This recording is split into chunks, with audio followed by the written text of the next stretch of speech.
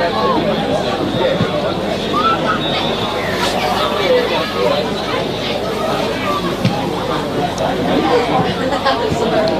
not.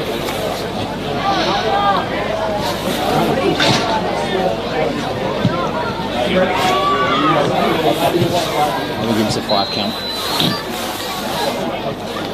Welcome to another Adelaide Footy League live stream. Thanks to Filming Footy and Sports Interactive, we're bringing you the best coverage possible today.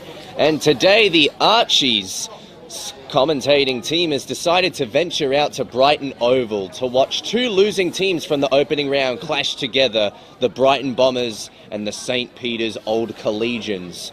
In with me, working today as part of our partners in crime of the Archies commentary team, is Jack Moore. Welcome, Jack.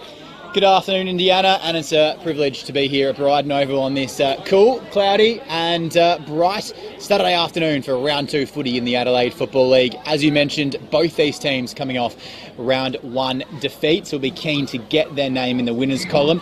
0-2, while it's still a long season, the top 2 and top 3 sides usually in most divisions come end of season only have 4, 5 or 6 losses to their name. So a win today, very important. Yes, potentially, because the Adelaide Now predictions for both of these teams had them very close to relegation. In fact, they had St. Peter's in the bottom 2 at 9th and Brighton at 8th. So this could actually be a very important game in the long term to potentially avoid that dreaded end-of-season relegation, although still miles away.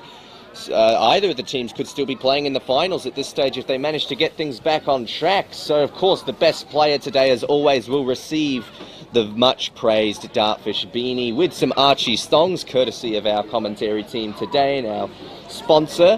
All of our live scores will be brought to you by the Sportal scoreboards around the country. And there's also the Coach of the Week award, which will go to the best Coach of the Year eventually by the end of all of it. But the Farmers Leap Winery at the Pad the Way award. So that's a very intriguing one. And of course, Roll the Dice Media Award for Player of the Year. We voted 3-2-1 last week in that game against Goodwood. That was a nail-biter. They just managed to survive a scare from the Sacred Heart Old Collegians outfit. So we'll see if we get another nail-biter today. The game hasn't set up for that yet, but, well, the game hasn't set up anything so far. It's all an empty canvas, Jack. That's it, mate, as we see both captains Otis Carthy and James Duncan come to the middle for the coin toss. Looks like Brighton have won that coin toss. Carthy kicking to the right hand of your screen here on YouTube and Filming Footy. If you're joining us from anywhere, Adelaide, outside of SA or around the world, thank you for your company. We'll do our best to bring you an exciting match. As Indiana mentioned last week, both these teams unfortunately going down. 94-point loss for Brighton to Glenunga, who are one of the favourites perhaps in Division 1 if you ask many experts this season. Glenunga themselves bundled out in straight sets in last year's final series. They had a point to prove. It was a 12-3, 62-point margin at half-time, so it was all but over at half-time, which means Brighton will come out smarting this afternoon, no doubt about it. Meanwhile, for the Blues on the St. Peter's side of things, they went down by 27 points to Prince Alfred in round 1, who of course are reigning premiers themselves, having come from 5th to claim the Division 1 flag last season. There was a close matchup, 15 points at half-time last week, but then St. Peter's conceded 7 goals to 3 in the third quarter. A 38-point margin. A 38-point margin at three-quarter time. And restoring some confidence. Oh, 3 times I got you. The siren being mighty rude as we sit here on the balcony. No stress about that at all. It's part of the day. As I said, the final result last week was a 27-point win for Prince Alfred over St. Peter's. This game will be umpired by Dennis Sester, Chris Rush in the middle, boundary umpire Sam Scarman and Wayne Scarman. In the goals, Chris May and Alex Scarman. As St. Peter's break and Brighton are in their huddles. Gee, we're in for a fascinating encounter, Indy. Absolutely, Jack. And just 2 players to keep an eye out on from the St. Peter's Old Collegians in particular. Number 25, Harry Cudmore, coming over from the Northern Territory Footy League. And number 59 for St. Peter's, Charlie Allen, who was runner-up for the Samfels League Best and Fairest player in the reserves last year. So very intriguing. He played for West Adelaide's reserves team. The team's coming towards the centre now. A couple of puddles have built up. Indeed, just to mention as well, number 14, Henry Stewart Rattray for the St. Peter's team making his Division 1 senior debut. So all the best to him this afternoon. A lot of intrigue over this contest. More Saturday afternoon Adelaide Footy League action coming your way this afternoon at Brighton Oval. It was a wet morning, it's a sunny afternoon, but the ground will still test these players' might and strength. Whistle blows and siren goes to sound the start of the game. The two rucks go at it. Brighton coming out with the first clearance. That was Farquhar being able to clear it out with an awkward snapping ball. It's going to come back into the centre. Desperate the Crummers are. It'll come back the Bombers' way as Osborne with a darting kick hits out a target, finding a set shot opportunity here from a kind of demanding distance, but still Justin Evans with a set shot opportunity can take 30 seconds here. Yeah, Evans did really well to make body contact initially as he saw that ball break out of the stoppage, and just made it at the right time, led towards the ball and got there in the nick of time. Comes in now and capitalises on a very nice opening performance from the centre for Brighton. They kick the opening goal here at Brighton Oval. Only 5 goals last week for the Bombers, so to get one in the opening 30 seconds, they're on track for a massive score if you predict ahead. But I think really good signs out of the middle. You can see when a team have been beaten by quite a margin in the opening game or the week prior, they come out with that hunger, and the contest was won nicely and on the lead and playing in front. You get the rewards as umpire Chris Rash gets us back underway in the middle of Brighton Oval on this beautiful afternoon. Saturday footy from the Adelaide Football League, and coming out of the back, St. Peter's now going down towards the half-forward flank. Over the ball, diving on it slightly, umpire said no chance. Give it to me. As James Higgins gets up from the bottom of that pack. Opening goal for Brighton. Beautifully refurbished sporting arena here at Brighton Sports and Recreation Club. In the ruck, up and down they go. Hamish Johnston gets the tap out. Move towards the back of the pack now. Getting down and dirty, and a great tackle by Lachlan Johncock. Real tricky. And real stiff in the tackle from Lachlan Johncock. On the outer wing. As Indy mentioned, the ground looking in pretty fine shape, except for a few pockets in the middle, and up forward we'll find it a bit of a task to escape from stoppage, but Spock escape from exactly that and kick it towards forward 50 up in the contest. Free kick going the way of Spock now, and coming out eyes on the footy, and will go back in the blue boots to convert on a tight angle. Brett Russell, all muscle in that marking contest, Indy. Yeah, definitely. Just looked like he was able to draw in the free kick through the body contact alone.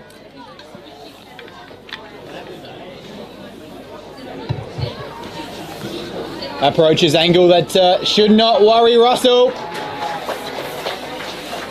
Umpire unmoved. Opening goal of the day for Spock, and they're away.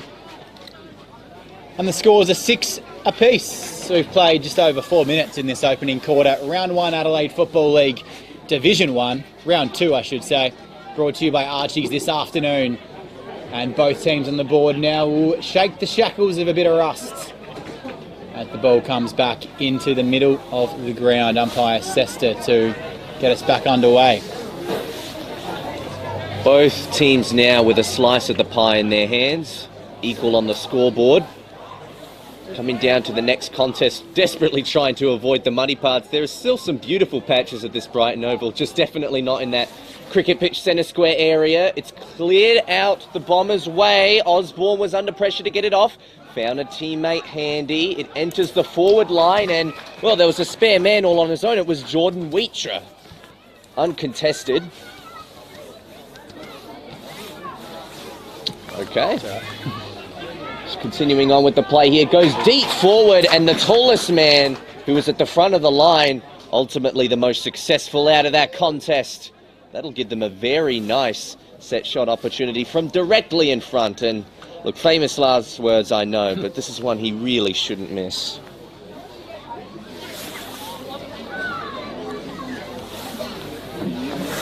It's Dixon directly in front.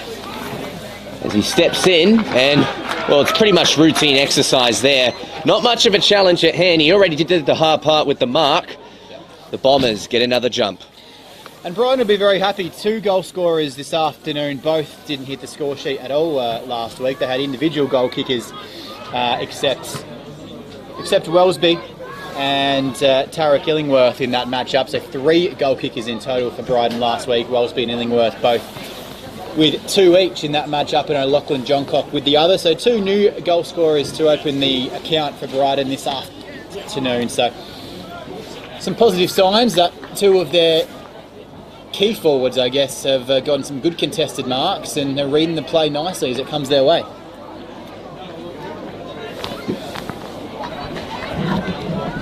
It's taking a bit of time to get the ball back into the centre here. Let's go retrieve that one. It's a family affair in the boundary in the goal umpiring ranks. Sam Scarman, Wayne Scarman on the boundary. Chris May and Alex Scarman with the flags this afternoon as Brighton escape from the middle. Lovely little snapping ball coming around. The pressure's high. Bump to ground. Coming in fierce and taking it away out of the contest. Beautiful kick from Higgins. Brighton screaming for the footy. Lachlan Johncock at half forward. Weitra rather directing traffic as the kick goes in long. Nice. Handsome. Reading it beautifully at ground level and snapping around Illingworth. That was worth his while. On the score sheet, as I mentioned moments ago, kicked 2 last week, and Illingworth puts his name in the goal scorers column. Yeah, definitely trying to respond to that poor start to last week's match against Glenunga, trying to come out the gates here with a lot more ferocity, Brighton. It's paying off so far. A nice classy finish there from Tarek Illingworth. Yeah, they'll be looking to atone from last week. They did kick 2 goals in the opening quarter, only trailed by 21 at quarter time, but then conceded 7 goals to 1 in that second quarter. So while a good 5-minute patch is a positive, the continuation of quality is required this afternoon. Another ball up here in the centre square.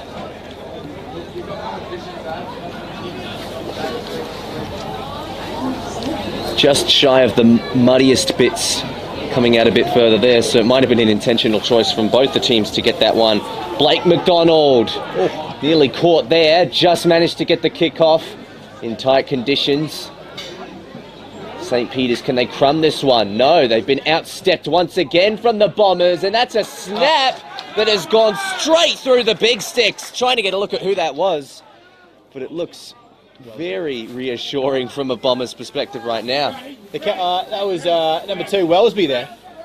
Just picked it up, summed it up, and did beautifully. Actually, courtesy to one of our faithful spectators here at Brighton Oval for providing the goal kicker for us. He definitely recognised the hairdos and the proportions much better than we would. The expertise of one of the inner sanctum at the Bombers helping us out with that last one, but summed up the conditions and summed the ball up beautifully, and just when you put it on the boot, gee, you got a pretty good chance when there's no one harassing you and you sum up the conditions and that quickly and that easily. Gee, it's fierce in the middle. They've started really hot. Farquhar does his best to get it out, comes back his way, and it's cleared by Seagal. One of your holding, free kick to Weitra. Didn't get it. At the back of the pack, it comes out. Spot can clear. Nice from Hazeman. Looking to be the man at half back this afternoon. Ball spills over the boundary, and we'll throw it in. Boundary umpire there, we'll chuck it over his head. And the Rucks can earn their biscuits once again. Beautiful afternoon. Archie's Footwear bringing you Division 1 footy, round 2 on Filming Footy. Very hot start from the Bombers. Spock has got to get back into it somehow. Oh, little shove out there, but just shy of giving away a free kick was Broadbent. Happy to take the ball to turf. So a couple of looming puddles, as you can see there on screen. It's definitely testing conditions. We're not in the depths of winter yet, but this could be a precursor of what's to come. And even the beautiful groundskeepers at Brighton Oval just can't quite isolate all of this. So it'll be a very challenging winter ahead. But it's good for the players to try these conditions out a bit. Just a quick apology on our scoreboard. I've noticed it is a little bit incorrect. It says 54-6. Bombers up 24-6. Wow, 54-6 in the opening 10 minutes would be very impressive. Would be nice. Not that they aren't already. Dixon, his kick gets cut off. The ghost man for Spock, number 30. We don't have a number 30 on our sheets. Indeed. But he gets it forward. Not a great kick. The Bombers now going down to the filming side wing. That's a golden fist out there, and that would be a golden fist. Beautifully done. Read the play well. Knew that out the back, the Bombers had a Lachlan Johncock just waiting for the leftovers, and the only way to kill that contest and ensure Brighton didn't come away with it was a beautiful big spoil, and Danny Frawley would be proud with that one. Thrown in once again. Commentary side. Taken down, nicely kicked around his body. A few numbers out there that we haven't been given, so we'll update that at quarter time for you as 31 kicked the ball towards the middle, and it's wrapped up nicely in the tackle. And umpire Chris Rush will come in once again and say it's mine. So we got 30 and 31. A couple ghosts out there on the field right now for St. Peter's. Hopefully that isn't a sign that they're going missing, because right now they're under the pump a little bit. It comes down to the forward line. Langley's got to crumb that one, but extra numbers coming in for the Bombers. Nearly in the back three, not paid in the end. They might get a little bit of a break here if they can snap it out. And, well, at the end of all of it, Higgins just wanted to tap it and catch an extra breath, which is probably the wisest thing to do. Did the right thing, not playing AFL. There's no such thing. Well, there is a rule of insufficient intent, but you'll see it, scarcely paid in Adelaide Football League, as you will deliberate. Would have to be something super obvious. The Rucks go to work once again. Tap down. Two-handed tap out. Beautifully read at the back. Gee, it's Belperio. Bellissimo off the half-back flank as he goes towards the other side. Kicked in nicely. Picked up beautifully. Division 1 footy. That's just beautiful out there. The kick less beautiful, however. Yeah. It trickles out of bounds. 4 goals straight, 24 and 1 straight. So very accurate first quarter. We've played just on 11 and a half minutes. It seems like we've played a bit longer because the quality of this footy has been high. Rucks work it out once again. Nicely done at ground level. There's one of our ghosts out there, 31. Right in the bumps nicely. Umpire says play on. And play on he does towards the 50-metre arc. Picked up, sharking McGill. Oh, he's McLovin, that kick. He's going down towards forward 50 and punched over. That was a lovely one-handed pick-up. Charlie Cameron style in that forward 50 by McGill. 23 points at Brighton Oval. The home team comfortably leading in the opening term. So with nearly 12 minutes gone in this opening quarter, they haven't been forced to traverse from the defensive 50 too much, the Bombers. Let's see if they can do it here. Big mark. Well-timed leap there up in the air over the far side of the ground. The Bombers maintain possession. Spot just spacing out. You can see Hazeman giving directions off the ball. And look at that, the turnover happening in the blink of an eye. Setting sail from 50 metres. And that is going to hurt the Bombers. A huge punish for a big turnover. So just going to get a look at who kicked that goal, because I'm not actually 100% sure. But that is the second St. Peter's Old Collegians goals for the match. Summed it up well there, picked it up, ran towards goal, knew that if we stopped and propped and looked for an option he would have been caught or at least pressured from behind, but did beautifully. Just an injury concern for Brighton. Tim Dixon just limping on the boundary line in front of us merely seconds ago. Already on the score sheet, of course, this afternoon, so a big loss. We'll keep you posted on that. Scoreboard issues, we do apologise. It is 4 goals straight, 24 Brighton, 2 goals, 1, 13 Spock as they come out of the middle once again. Gee, it's beautifully run. And the option was there, but it took a lovely kick to find Ben Tate. And finds his mate, Otis Carthy, the captain. Just be nice and collected here, Carthy. Bites off the 45. Gee, it's a magic trick. He put a bit of super glue on his hands. Now dances, dives, weaves. And taking a high contact for his troubles. It's not Nefertiti wrapped up there. It's number 7 for Brighton, Miller. Oh, just a little bit off the kick and didn't shape it well enough. And taken down on a tackle strong. Umpire Rush says, not high. It looked a little bit high, but Charlie Allen not too agile on that particular occasion. Wrapped up, taking a ground. Ball up, 40 out from goal. In the ruck, they go at it again. Gee, first there, he started well, Weetra. Ducks out the way. That was Warner on that occasion, mind you. And coming out of half back now, it's going to be turned over straight away. Farquhar will send them long and deep once again. He hands it off. Otis McCarthy will take the courtesy at the kick. It's not perfectly placed. St. Peter's the first to crumb it. It might come back though. It's going to be Farquhar again. And he's going to hand it off again. This time it goes to Ty Murphy. He tries to set it up with a high drop punt. And despite the delivery being slower, it actually worked more effectively. I tell you what, Spock's coach would be absolutely pulling his hair. They had 5-on-1 there behind the footy, did Brighton, which means all the Spock's numbers had to be somewhere. They were around where the ball landed, and to have an uncontested mark against you, that's amateur stuff. And not in the good way. So once again, the hardest part done. The set shot arguably the easiest. Can Osborne deliver where it matters? He can. Brighton Bombers respond. Yeah, it was well summed up, as I mentioned. Probably 4 or 5-on-1 when that ball came outside forward 50, and whether it was by choice or by plan, St. Peter's found themselves with numbers around the fall of the ball. However, no one really knew who was on anyone, and the uncontested mark was taken, converted, beautifully done. And we'll have an injury report from the sideline for you very shortly, as we see Tim Dixon just going through a few stride throughs on the sideline. So we'll bring you his update shortly. Middle again. Gee, the turn was nice, and the delivery was even better inside forward 50.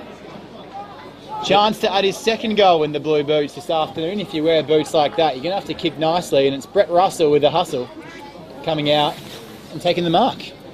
That was actually Farquhar doing the ruck there for Brighton, and he's not the tallest, certainly not as much as Dixon, so they'd really be hoping they can get it back out there. Gee, you wouldn't put that down in the highlights. The ball practically floated through, but doesn't matter how it goes through. The goal still stands next to Brett Russell's name. Spock just creeping back into this game and taking a bit of a hold on the scoreboard. It's still an 11-point deficit, but they'd be happy with the way they're able to break out of centre stoppage and deliver to their forwards, as would both teams so far. From a structural perspective, you have to say St. Peter's is setting up nicely forward of the ball. It's been a few defensive holes that have cost them so far. Yeah, so those defensive half turnovers crucial at the moment for both sides, in fact, because turnovers have also helped the Spocks to score. They're not out of it. 5 goals 0 to 3 goals 1, 30 to 19. It's only an 11-point margin here, it reads, but it could be more, or it could be less. It's just one of those well-poised games at the moment as the ball retains its place in the centre square here. Neither team shy of conceding territory. Momentarily, at least. It'll come back down to turf. St. Peter's getting the extra numbers around. Umpire willing to be patient too. Just got the captain Otis Carthy for Brighton ready to come back on, awaiting the opportunity as coach Brett Backwell vocal in instructions for his troops. The Spocks will need some good leadership too. They definitely don't look leaderless, but at the moment they just need a bit more cohesion. Under pressure there, good to get the kick off from Ben Tate. Around the corner, it's cut off. Here's Charlie Allen. He's the runner-up sample reserve speciferis, like we said earlier.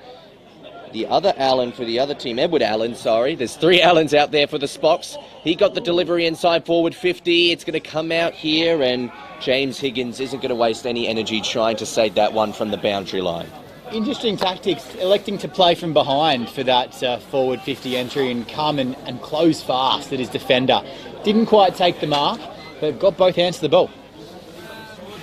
Definitely tap down there from, once again, Farquhar doing the ruck duties for Brighton. It's working really tight on the angle here. A bit of shade over at that end of the ground as well.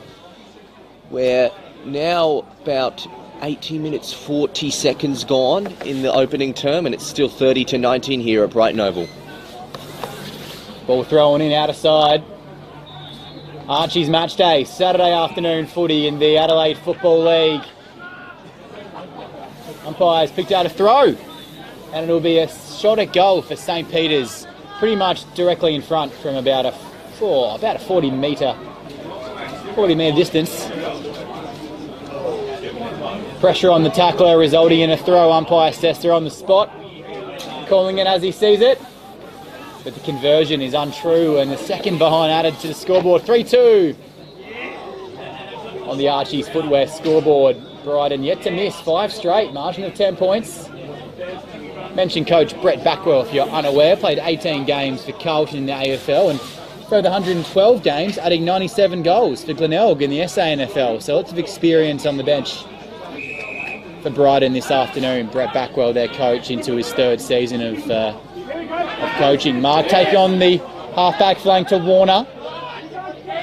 At ground level, the handball was nice, underground. Picked up, but Langley in the hole. Moves it, 45. Spock have been really keen to pick off these kicks. Allen getting busy.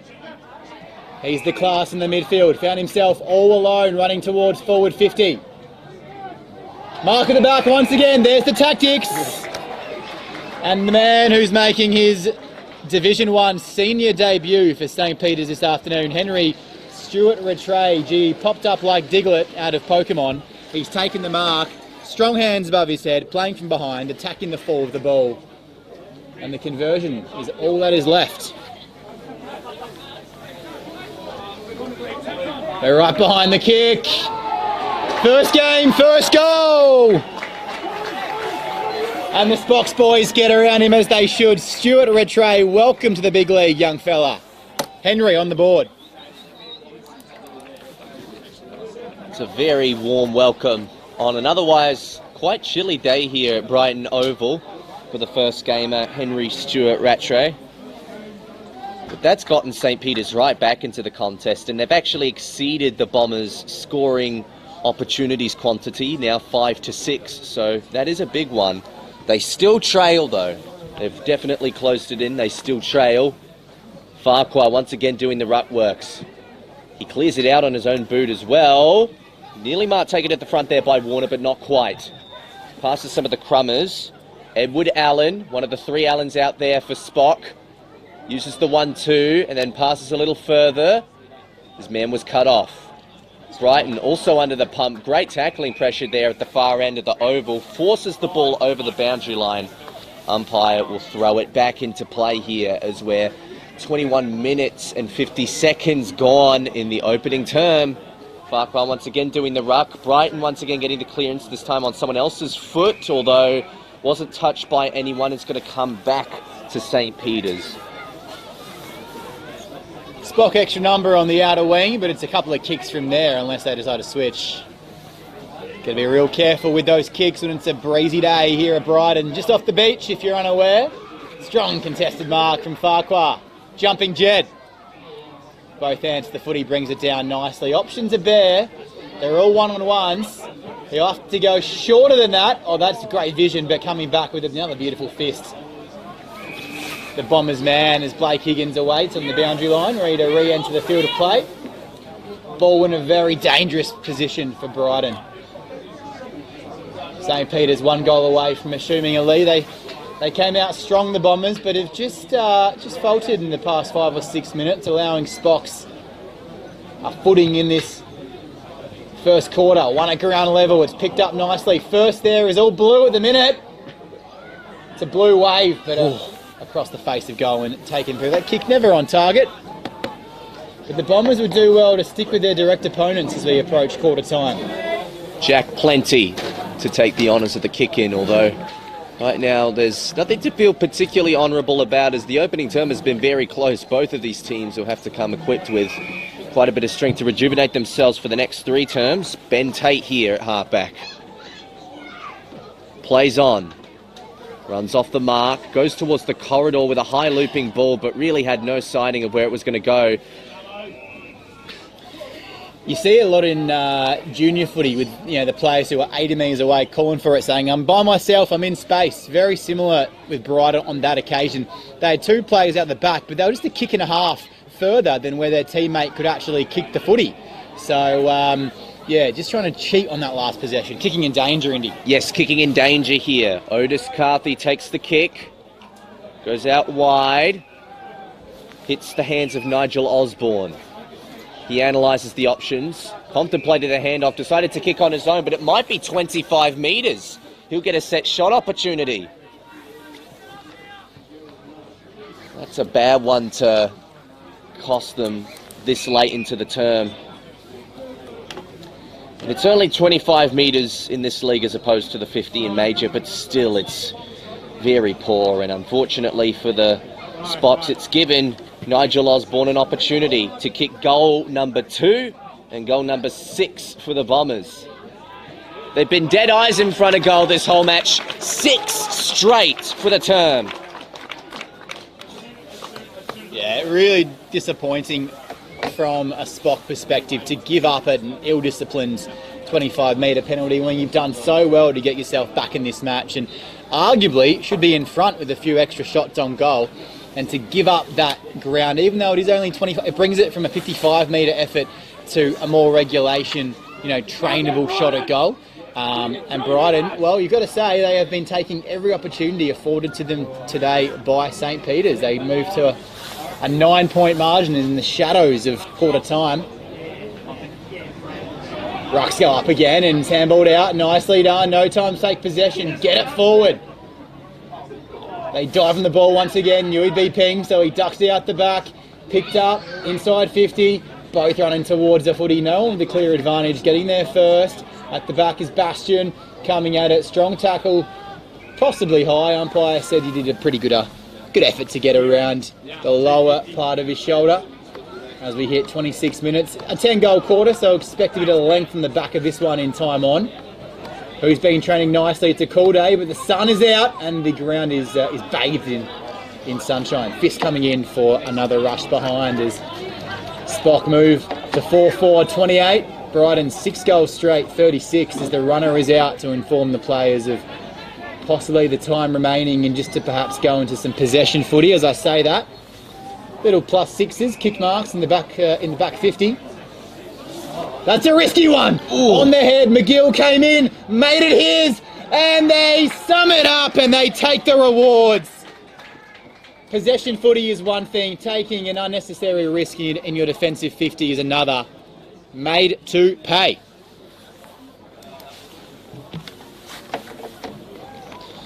Wow. It just shows how lightning fast St. Peter's try to capitalise on those turnovers. And arguably the biggest problem is that they've been causing more of their own than causing their opposition to have them. And if not for that, they would be leading. But they're only 2 points down. 6 straight to 5 goals for. Wouldn't be much time left in this opening term. We're past the 27-minute mark. Ruck coming back in for yet another contest. It's been a high-scoring first term here. Farquhar wasn't quite able to get his hands to it.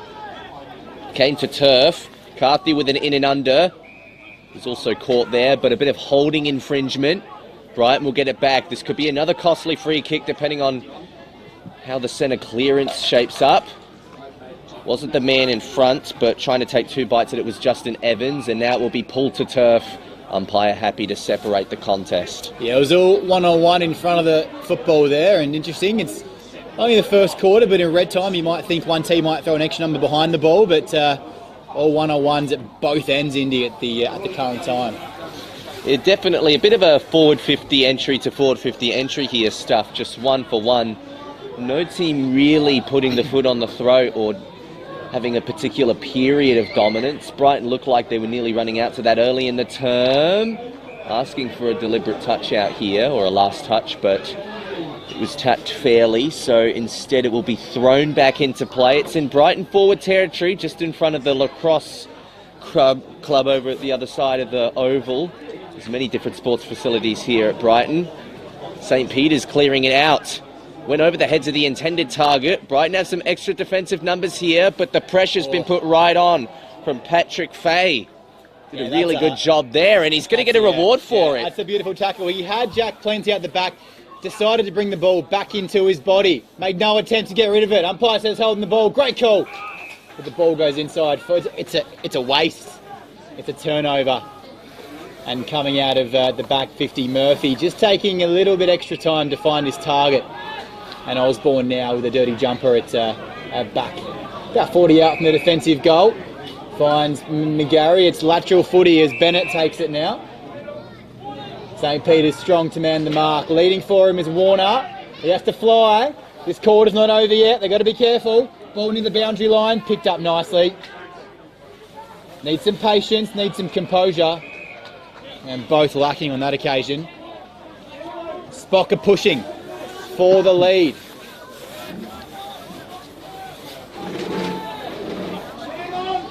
You can just see Spocker running on top of the ground here. Brighton need the quarter time huddle. Coming through nicely at speed. Hazeman does well. But Brighton have dropped that number back behind the footy now, and he might get used. Doesn't. Instead of fake and a nice kick down the wing. But the extra number's back for Spock. The wind took it over. High contact. And now a chance. They're breaking, but the siren beats them. Wow.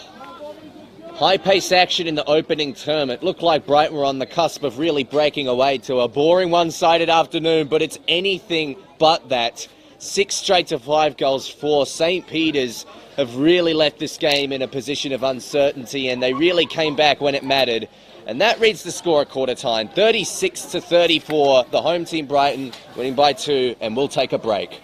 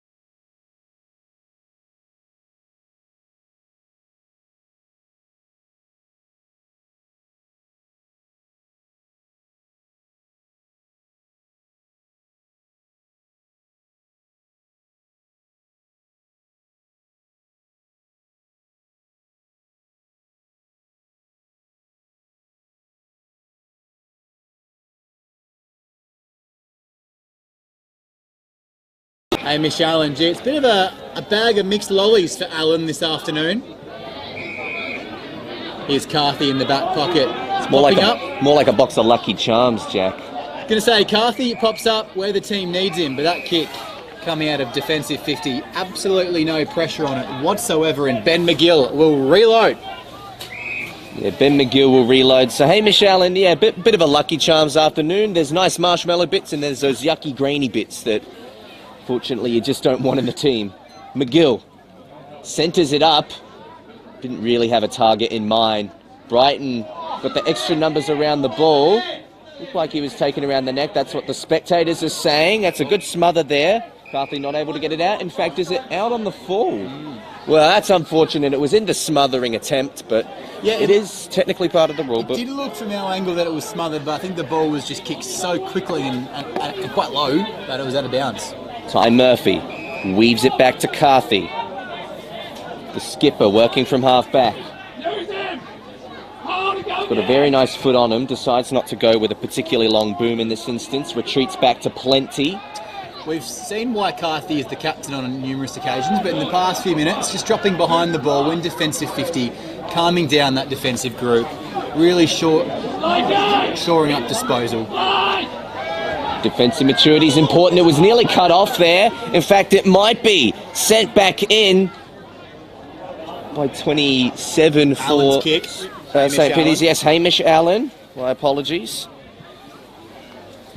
Comes out to the far side now. In fact, it's a vacant wing. St. Peter's trying to get numbers onto this one. No, it's been beaten by everyone. In fact, is it called last touch here? Yes, it is. St. Peter's will get the ball back, Jack.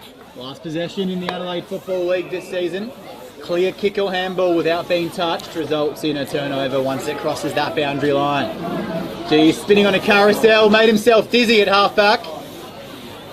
Might still work. First the Footy, the Bombers, they come through.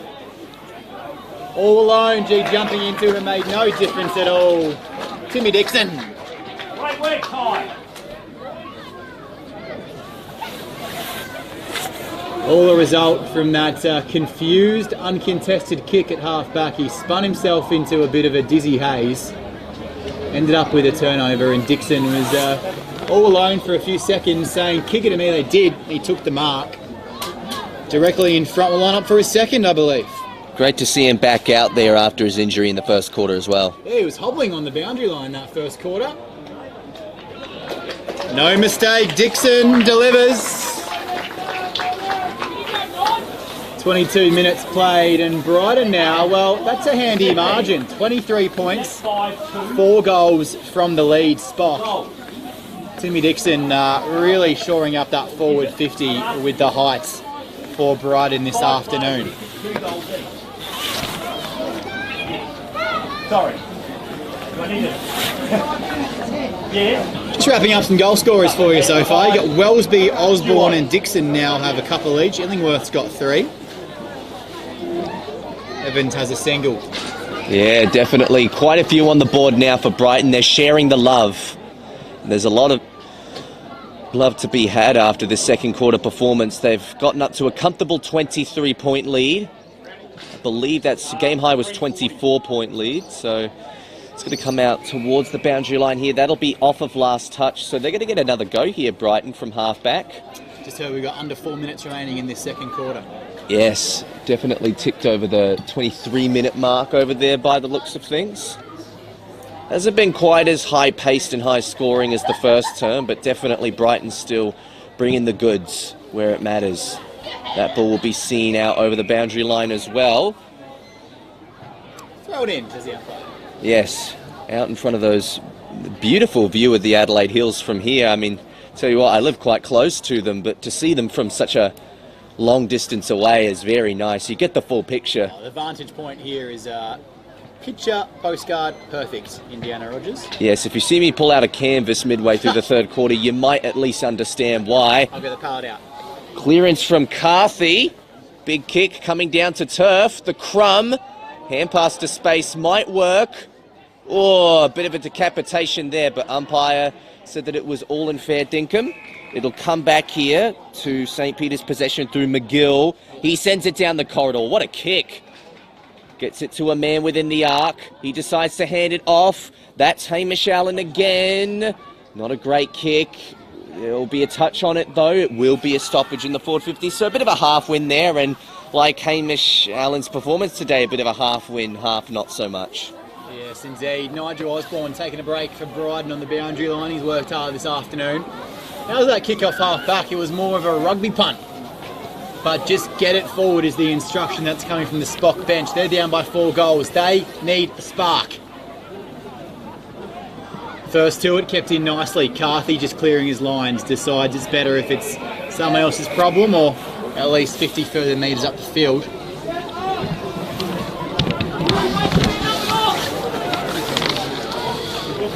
Under 3 minutes remaining. Spock really need a goal to give him a fillet at half time. Otherwise, I hate to be in those change rooms, and that goal might just arrive. It's good timing as well, just that well-sided out kick from the turnover along the boundary line. It seems like once again their scores from turnovers. I mean, obviously we can't provide you with that in the live depiction at the moment, but definitely it feels like they're scoring a lot from those, not just defensive half turnovers, but turnovers across the ground in general. That seems to be their main avenue to it. Allen, the vice-captain, a full short. It's a beautiful contested mark on the last line. Gee, Brett Backwell and the Brighton coaching staff wouldn't be happy with that.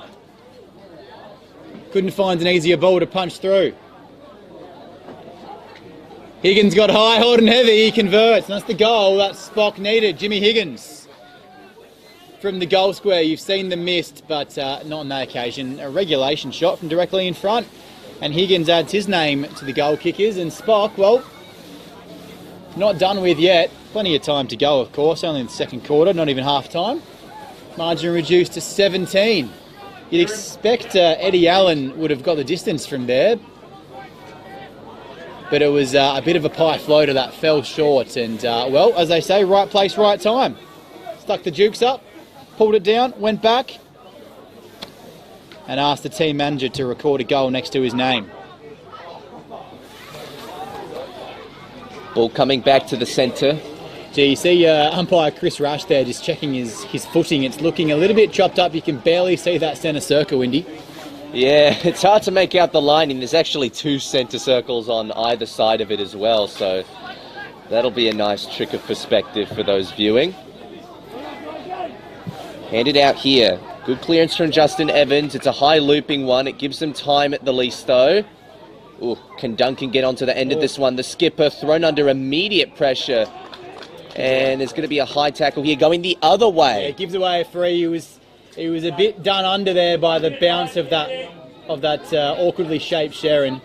Thought he was there. The ball bounced the other way. Brighton player took possession, and Jimmy Duncan had no choice but just to try to apply pressure, and unfortunately it was just a bit high. So the other number 7, Jared Miller, will be taking a shot at goal now. Difficult one to make, facing straight against the sun. Tough angle, tough distance, way across the face. It's out of bounds on the fall. That would have been another uncontested mark. Deep and forward 51 for both sides, but the ball just drifting long.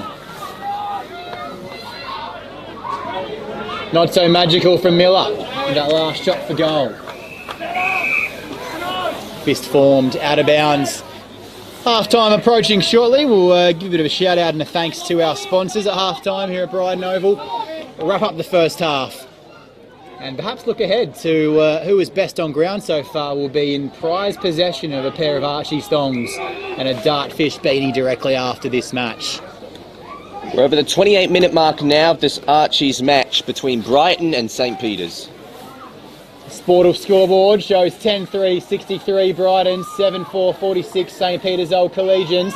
Ball didn't travel 15, well umpired. Tackled immediately before a dangerous tackle could be effected. Umpire Sesta said, yeah boys, I'll have that one. Final couple of minutes of this, couple of moments. Not couple of minutes, couple of moments as we go towards half time. It's been an encounter where Brighton came out of the blocks fast in that first half, put a few goals on the board. They've kept their lead, 17 points at half-time, but a margin that is not irretrievable. We saw last week in the game that Brighton were down and out at half-time. Well, they are well in this match, in control, some might say. But conversely, Spock would feel that last goal from the goal square just gives him enough of a confidence boost to establish a foothold in this upcoming third quarter. As Brighton come off the field to a round of applause by their home team, are really well-rounded. They've almost doubled their score for their whole match last week in this matchup, and against a team in St. Peter's who, rated by many as a team who wouldn't make finals, but being a private school club, having some recruiting power, internally they would think they'd be up there for a finals appearance in season 2023. And to lose to a team that got beaten by 90 points in round one, well, that wouldn't have been part of the plan. Well, we do forget that even with all the loss of experience, that St. Peter's is still a very finals experienced outfit, and that's mostly because of the good leadership that they've had within the club, and Mike O'Leary's a well-established coach as well, so they actually do have quite a bit of maturity and can still get back into this game, but clearly the lack of firepower and talent is just testing them a little bit early season. And Brighton, well, they've come out with a very, very good response after a very poor performance against Glenunga last week. They just look dominant, they look high scoring, attractive to watch, they're playing the ground very well, they like the ability to score from turnovers and centre clearances as well as stoppages. They just really have the complete package at the moment. We did see St. Peter's last week, however, down by 15 points at half-time. In the match, similar margin here, 17. Then they conceded 7 goals to 3 in the third quarter, and the game was all but over. So the third quarter here for St. Peter's, and their goal kickers last week, De Cesare, Higgins, and Hazeman kicked 11 out of their 15 goals last week. None of them have hit the scoreboard. So plenty of room for improvement come this second half. At half-time, it is 10-3 Brighton. Spock 7-4-46. Join us in the third quarter because this one is well and truly up for grabs. It is Archie's Footwear, Saturday match day, Division 1 footy in the Adelaide Football League.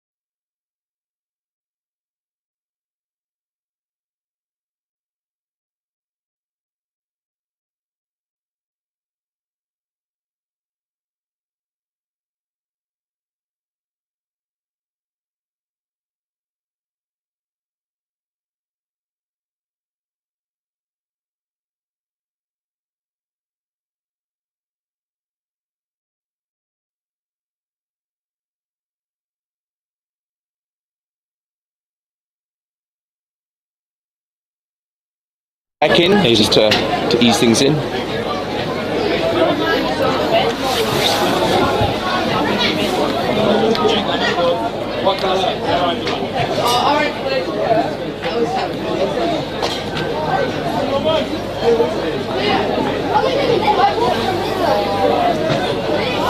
Welcome back to the Filming Footy and Sports Interactive Game Day live stream for the Adelaide Footy League Brighton Oval action.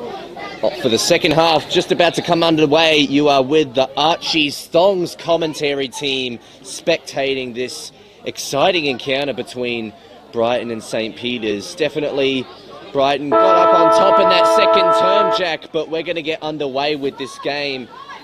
After a long talk in the locker rooms, we'd expect some exciting action to also be coming from both teams in this second half. Hopefully St. Peter's to come with some sort of response just to that little late quarter fade out in the second. It'll be very interesting, Jack. 17-point margin in the way of the Brighton Bombers. It's 10 goals 3 to 7 goals 4, and we'll also start to talk about our potential selections for the Roll the Dice Media Award for Player of the Year winner today, the best on ground, who wins the Archie Thongs and the beanie in a bit. But of course, that's still another half away. Still anyone's game to win. St. Peter's clear it out off of the boot of Higgins. No mark there, but still able to hand pass it out was Michaels. Under a lot of pressure here, the Spocks. Kicked there by Belperio, wheels back, but not quite enough. Just a minor score and limits the margin back down to just 16 points, Jack. Yeah, it was floating back on the crest of a light zephyr on this Saturday afternoon. Sun-drenched oval, except for the commentary side as the shadows begin to lengthen, but otherwise it's a lovely day down here at Brighton Oval for this round 2 encounter on the Sportal scoreboard. 10-3-63, Spock 7-5-47. Ground level, they go at it once again. Chain of handballs. Comes to Murphy. Short name, short kick. Diving on the footy, that's got to come out. Umpire Rush is hovering and correctly pays holding the ball. Ball's on the ground, didn't come up. If you dive on the footy, it must come out. Free kick going the way of Charlie Allen.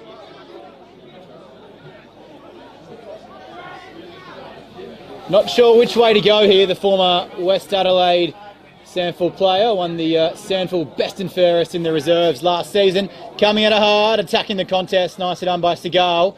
Playing loose, but picked up towards the teeth of goal. It's just spoiled over the back, and the players approach it. G is dodging and diving and weaving.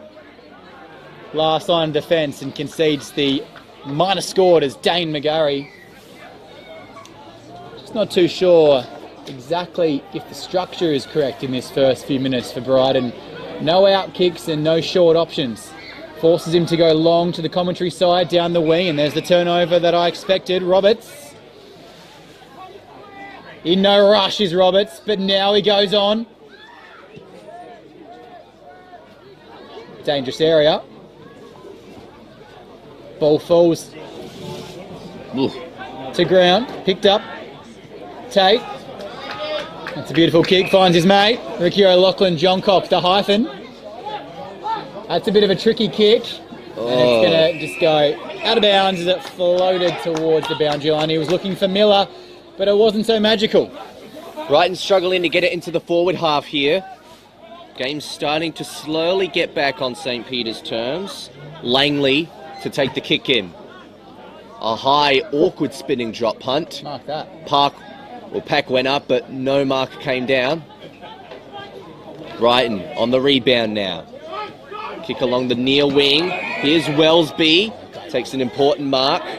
Finds himself vacant. Decides to run off the mark and go to an extra lead out on the half-forward flank. But the attack wasn't as good as what it could have been from Illingworth. Now St. Peter's will rebound again. It's come to Roberts. He's dropped it. Roberts has dropped it. He had to go back in and apply the tackle on Wellesby. It's back in the forward 50 for the Bombers. Under a bit of pressure here. The kick off. It's called holding the ball. Advantage paid. Might be advantage. It will be advantage. Jared Miller, the finisher.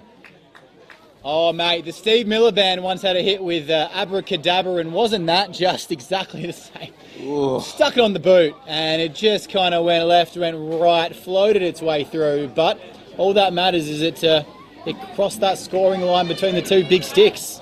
Yeah, Mike O'Leary would have his head in hands after that chopped mark from Roberts, though, Jack. They got out of jail, though, wasn't it? Because Illingworth should have probably attacked that footy a bit harder when they initially went inside forward 50. As it was, the drop mark on the way out from Spock, and Wellesby butted up, and it came to the magic man himself. Magic Miller on the scoreboard early, third quarter. Waiting at the back. They've done that all day, has kept one in the back of the contest. This occasion, Ty Murphy in the hole. He pops up. Not sure what he saw because he kicked it in between two of his teammates. Running onto it hard is Ricky O'Loughlin Johncock, and the Hyphen takes it out of bounds. Few words being exchanged. A bit of body contact. We love to see that as long as it doesn't get too filthy. Speaking of filthy, the jerseys are getting a bit muddy as the centre of the ground continues to deteriorate on this Saturday afternoon match at Brighton Oval. Wherever you're with us, hope you're enjoying what is an absolute belter. 21-point margin. Strong tackle, Carthy taken down. Oh, he's ragdolled. Umpire Rush fairly sprinting in, the red cheeks of Rushy. And he takes the ball. And he offers it up. And the ruckmen take full acceptances. So that came out with no handball. Perhaps they're holding the ball. He took the tackle on, didn't dispose correctly. Lucky to get away with it there, the Brighton Bomber. On the boundary line, right in front of the bench. Pressure mounting once again. St. Peter's just not quite able to come out with it. They can't find the escape. Muddy ground drying up a little bit, but the damage has already been done to the jumpers, as Jack said earlier. Pressure applied here on Colley. Managed to get it off. They changed some hand passes together, the Spocks. Now it's coming through Vrodos, who weaves it through. Was he taking a shot at goal, or was he trying to set it up? We're unsure. The final result is only a minus score, though. It looks like the kick-in will be coming from Chris Broadbent. The scoreboard reads 11 goals, 3, 69, 7 goals, 7, 49. 20-point game here at Brighton Oval. And St. Peter's staying in touch, but struggling to come away with a whole lot of momentum. The big kick-in coming from Broadbent gives time for the defenders to read, and it worked well, actually, for St. Peter's. Johnston there. Yeah, huge mark from Johnston. Going upstairs. Ooh, another high drop punt, this time towards the other end. There's a push out. It'll come St. Peter's way. This will give them a sniff at goal. The defence is under pressure, haven't they been, for the past, well, let's say 3 or 4 minutes, with numerous inside 50s. And the cheap free kick was on the way, and now Nick Michaels. Nick Michaels. Ooh, it's faded too much to the outer side. It's only a minor score. Now 7 goals, 850, still a 4-goal game, I mean, 19 points down. You know what they say, opportunities come and go, and if you don't take them in footy, you live to regret. And, well, St. Peter's, their last 3 forward 50 entries, they could have all been goals. Alas, they come away with 3 behinds.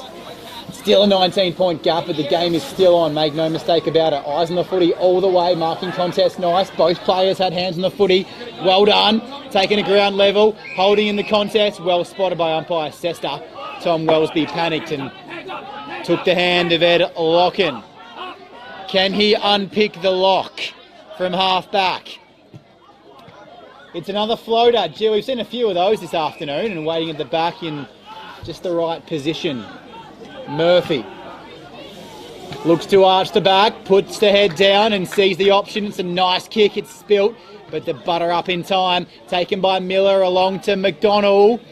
Inside 50, gee, oh yes, it gets there. Just gets there, McDonald. Illingworth managed to beat the turf in that instance. Yeah, you can't quite call it a Big Mac from McDonald, can you? But it was more of a junior little burger there, as the ball just fell short. Not exactly what you'd order up if you were looking for an inside 50 kick, but it does the trick. Mark taken, the man who is, well, he has the margin single-handedly on the scoreboard by himself, coming in for his 4th goal, and will extend the margin to 4 goals.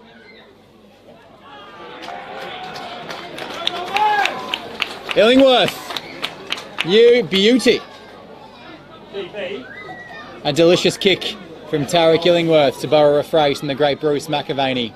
Just leant back and just guided it through like he was shooting a 3-pointer in basketball. Nothing but the bottom of the net.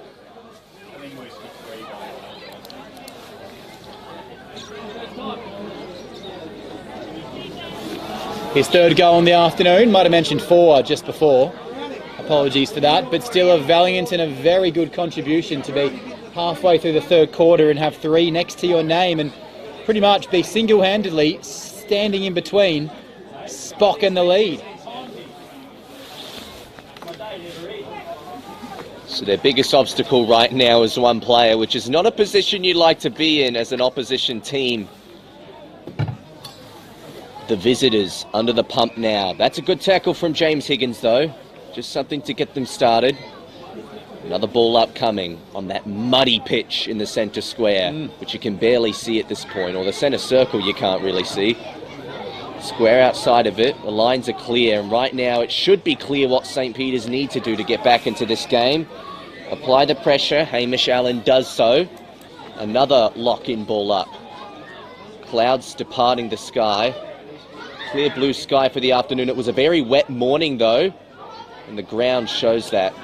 Oh, handball traffic coming through. That was good from Tate. It didn't quite hit the target lace out though. Pressure. It's called holding the ball. Going to go the other way. St. Peter's. Oh, Mark chopped off there. Brilliant spoil from Sigao. We haven't seen too much of him, but that was an important spoil. Great tackle. Oh, great tackle too there from St. Peter's. Plenty couldn't get out of it, but he wasn't penalised. It'll come back to St. Peter's regardless though. Yeah. Now through Stuart Rattray. The tackling pressure from Faye there, I mean, that was just inspirational stuff.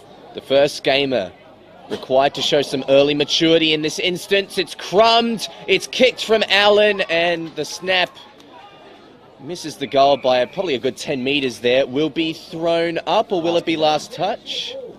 Yes, it will be last touch, so Brighton will get it back. Pretty much an out of bounds on the full, you may as well call it, because Allen's scoring opportunity not quite fulfilling, Jack. They've tightened up this defensive 50 uncontested game in the last few opportunities they've had. Solid defensive structure behind the ball on that occasion to pressure the forward moving towards, and a sweeping mark as the breeze sweeps across the oval. So did the Spox play on that occasion. Picked up, Vrodos, the vice-captain. Gee, just not reading the flood of the ball nor the drop of the ball, and Vrodos not quite at his velvety best this afternoon so far, but still plenty of time to impact the result. Another chance to possess in defensive 50, and they do so. It's +6 Mark Kidd Kevin in the back 50 for Brighton as they look to just maintain possession this afternoon. The next kick out of defensive 50. This one has been the one that's been the issue. On this occasion, Wellesby was there, took the mark, dealt with afterwards. Not in the marking contest. Umpire Sesta says 25-metre penalty. And he marches him towards the centre of the ground. Wellesby takes the invitation, delivers it, long, deep, marking. Not quite to be at the fall of the ball and just bustled out of the way. It'll be a boundary throw in the space of 3 or 4 seconds. You can see how an ill-disciplined high contact after an uncontested mark gets you from half back to forward pocket, and all of a sudden the defenders are on guard. Well, one of the first ingredients to the recipe for a comeback is actually being able to win back the territory, and undisciplined free kicks like that do give it away, Jack. So now Wellesby from the stoppage has been caught with his hands in the cookie jar. So that could start something for St. Peter's if they're careful. It's now down to Henry Stuart Rattray from centre half back. He passes it off to a vacant Ed Loken. He goes out to the far side. He finds Ben McGill on his own. Analysing the options out in the gleaming sun. Still a cold day here at Brighton Oval though. Told to go, told to play on, but he's unsure. He doesn't know what to do, so he just dashes away, breaks off, goes with a short little chip kick in the end, just still retaining the ball on this far wing. Once again, uncertain of where to go. There could be a long bomb to a pack coming up. That is the result of it, and they were outnumbered in the pack, so that really played into Brighton's hands, didn't it? It confuses me. Spock looked to be pretty comfortable with their forward setup, having their forwards behind at most opportunities, meaning the closing speed has to be on point. Otherwise, the Brighton defender has first keeping on the footy if it falls short. Now Brighton from centre-half back. Happy to play the uncontested chip game for the time being until they see something more seductive, which hasn't happened just yet. It took Geelong to a premiership, I guess, that defensive 50 possession game. Well, it's controlling the ground, definitely a control-centric brand, although they might lose control here depending on how this marking contest shapes out. There's a trip. It's coming back to St. Peter's. Locken goes inside. Gee, that was... Oh, gee, I don't have words for that kick. Picked up, nicely done. Handballed, inside 50 again. They're raising the pressure. Can Spock deal with it? Held after disposed.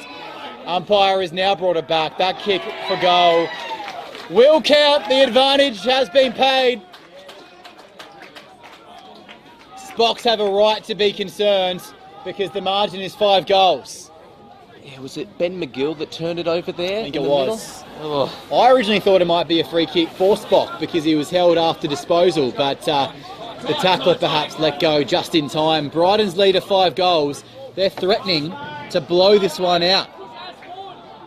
Spock, I mean, they can't complain really. They've had 3 or 4 opportunities which have just been either uncontested entrances into forward 50, open shots at goal. But Brighton have gone down the other end. Correct me if I'm wrong, probably 2 or 3 inside 50s have resulted now in 2 goals. The turnover game not favouring the Saints anymore. In fact, it's a bit of a struggle now. Farquhar back in the ruck. Doesn't quite get the crumb. Oh, Belperio was trying to clear space. There's a bit of a crunch coming down here. Brighton player looks a little winded off the ball. They'll get and go. A big opportunity now for Edward Allen, the vice-captain. Can he get it all the way down to the goal square? Rolls through only for a minor score.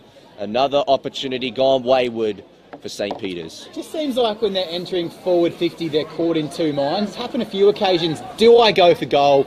Do I look for my teammate? The result, a few times now, it's ended up being kicked to that 3 to 4 metre out from goal where nobody can really attack the ball, nobody can mark the footy, and it's gone through for a point on about 3 or 4 occasions. Challenging stoppage here.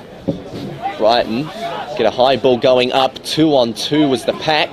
No mark to come out of it. Crumbing continues. Pressure mounts, but here's Allen again. Edward Allen that was. Not a great kick though. It's cut off, Jack. St. Peter's, I remind you, only lost to Prince Alfred, the reigning premiers, by a matter of 27 points last week, and Brighton were demolished by Glenunga. As that kick is, well, not one to write home about, but they can go inside 50 again and continue their charge. It's a beautiful kick. The vision was absolutely spectacular, and welcoming it into his grasp. Going back to line up will be James Higgins. And I don't think it's an overstatement. This kick, a crucial conversion required to bring Spock back in this game. 7-10, 17 scoring shots to 16. You'd expect the margin to be less than it is. It currently stands at 29.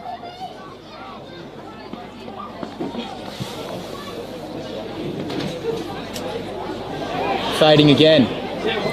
Higgins not converting. Spock's not... I'll tell you what, Spocks are better off packing up and going home if they don't find the goals in the next few minutes, because they are wasting some chances. Quite a bit of time now gone in this quarter. Looks like around the 18-minute mark from what I'm reading. 13-3-81, 7 goals, 11-53. 28 points stands between St. Peter's and their opposition. And there is a light zephyr. Sorry, Andy, but no excuse. No excuse. No, there isn't, unfortunately. And the pressure will only continue to mount depending on how things start to shape out. But it's not getting any easier, that's for sure. Oh, Wellesby got hands to it, but no mark came down. stoppage will probably be welcome for St. Peter's at this stage because they're going to have to slow the game down just a little bit. They are at least keeping it locked in the forward half, so that is the territory win that they're looking for. This next stoppage, a crucial one to stay in the game. The two ruck facing it off, go at it. Here's Belperio. He dashes through, dodges around one. Did he decide to go himself? Well, he did, and he couldn't get anything onto that kick, really. Probably should have kept his eyes peeled and got it to a teammate in hand. But instead, Otis Carthy from the back pocket. I just don't know how to explain that kick.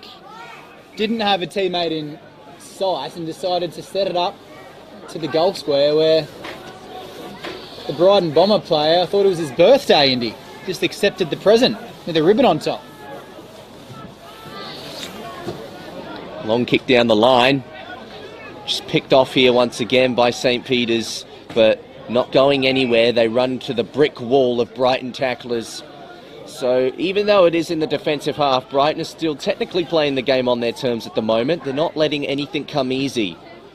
Belperio stands on the outside, decides not to get involved with that endeavour. Another stoppage will occur. The dogs are barking and, well, at the moment that's probably out of a bit of impatience just with the St. Peter's team. I was going to say, those dogs must be St. Peter's fans because they've had enough as well. Ooh, bit of an awkward throw up there. Actually travelled a fair bit against the wind, and it'll be holding the ball. This could present a chance now to finally clear the ball out of this back pocket, which we've been stuck on for quite a while. Taking the kick will be Ricky O'Loughlin Johncock. The hyphen, as I've nicknamed him. Hope he appreciates that. RLJ. Indeed. If you're a fan of acronyms. Kick to the other pocket from McGarry. I'll tell you what, Indy, if you're playing some kind of AFL fantasy game with the Brighton team this afternoon, their defenders would be on massive scores because they're happy just to kick. Well, hang on, they're not out of trouble yet. They've now kicked to the disadvantage of numbers, but tell you what, the flick out was clever. Now Jack Chalmers can weave his way around the wing. They look inward. Look at Wellesby. They found Warner, and Wellesby's all on his own, but they couldn't get it to him in time. They were playing around with it. Another hand pass here to Illingworth. It won't go to Wellesby. It's an awkward kick off the side of the boot. It does at least make its way forward. It stays alive. Now centering ball, but no one there. Oh, chopped mark from Johnston. He needed to take that one. Now Carthy sends it back in.